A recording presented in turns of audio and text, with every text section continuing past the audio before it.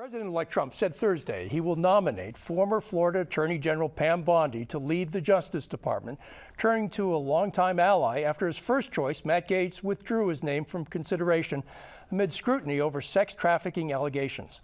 On Thursday, former Congressman Gaetz withdrew as President-elect Trump's pick for Attorney General following continued scrutiny over a federal sex trafficking and sex payoff investigation.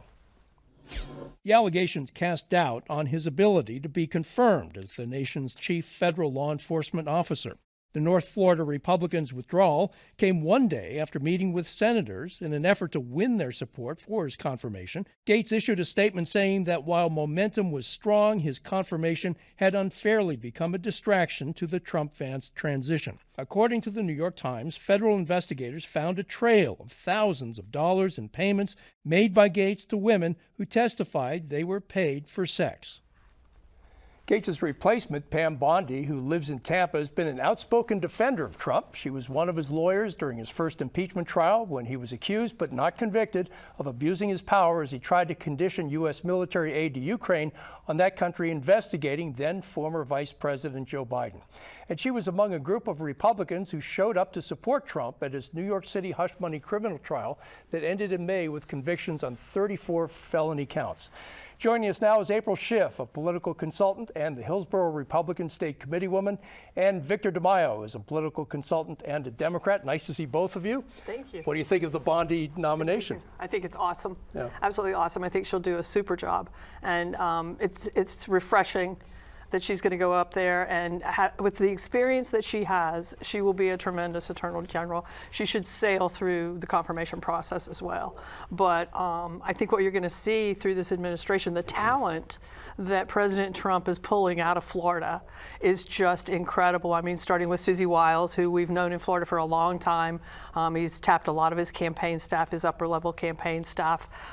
Pam Bondi, of course, Congressman Walz, and of course Marco Rubio. I mean, this Make America Florida thing is really going pretty strong, but he's really tapped some top talent.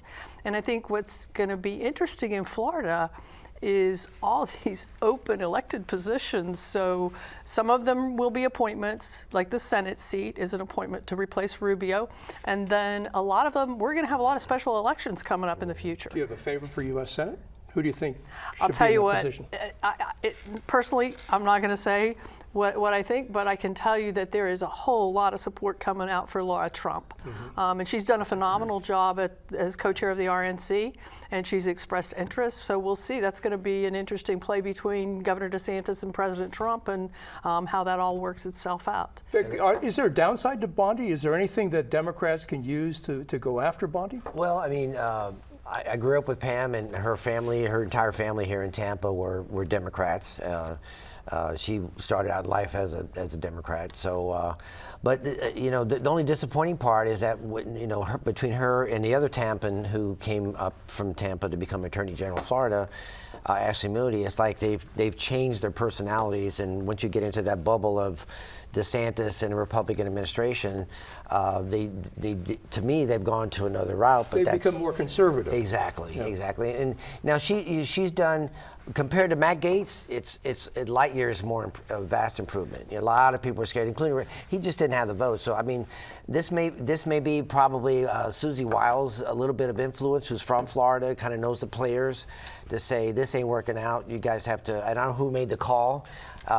He's falling on the sword, Matt, but there could have been a call the other way from Trump or Susie. On some of the other nominations, not the ones you mentioned, April, but on some of the other ones, there are sexual misconduct allegations against Elon Musk, Robert F. Kennedy, Pete Hegseth at the Department of Defense.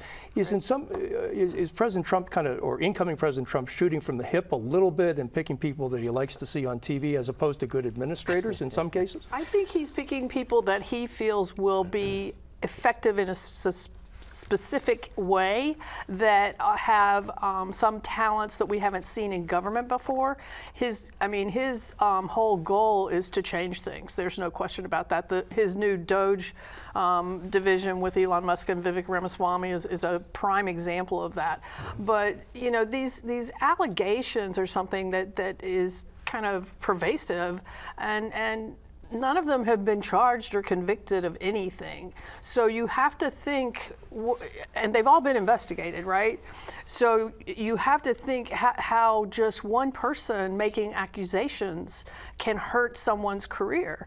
And that's unfortunate, but I think in some instances that's what's happening. But then again, where there's smoke, there's fire, so you really don't know what happened. But I think that he's being very bold and that he's trying to change the face of government so that it's not so entrenched as it has been in the past. Would you agree, Victor? Is he being deliberative, or is he picking? No, he's picking people he sees on Fox TV or he likes, with his gut feeling. I think the sad part is, they could go through a vetting process before, make the final decision. I think you're right. What you said, he shoots from the hip. But that doesn't mean you're going to get the best people. Well, I mean, he's obviously going to go a non-traditional route and pick people that he feels comfortable with. And that's what we're seeing now. But the problem, like Matt Gaetz was a perfect example, and all these other accusations you brought up, which are, are they factually, are they true? We don't know yet because they're accusations. But a lot of times when there's smoke, there's fire. We're just going to have to see how it plays out. Obviously, the Gaetz, to me, the overriding issue here is with the Gaetz nomination, it proves that there's a chink in the armor because he's not. If Trump was all powerful, he would have gotten Matt Gaetz through. But there was enough senators to say, you know what, this is over. This is too much. We're not going to vote for this guy. So I'm going to beg to differ with you a little bit. There is a vetting process, and it's been going on for at least a year, if not months. And it's elaborate, and it's extensive, and it's intense. So I'm going to tell you, Matt Gaetz. they knew exactly what they were getting with Matt Gaetz. There was no surprises there.